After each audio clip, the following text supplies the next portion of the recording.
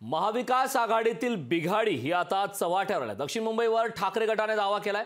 तर ठाकरे गटाने दावा केल्यास काँग्रेसही दावा करेल असं काँग्रेस नेते मिलिंद देवरा यांनी ठाकरे गटाला इशारा दिलाय।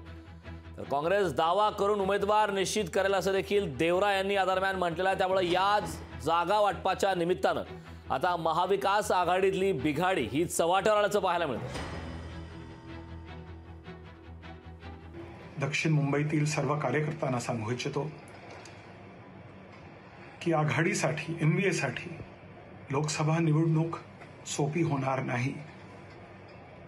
कोणीही सार्वजनिक विधाने आणि दावे करू नयेत आणि जर एखादा पक्ष औपचारिक चर्चा पूर्ण होईपर्यंत थांबायला तयार नसेल तर काँग्रेस ही जागावर दावा करू शकते आणि उमेदवारांची घोषणा करू शकते। लोकशाही मराठी ऐका, पहा, जागरूक रहा।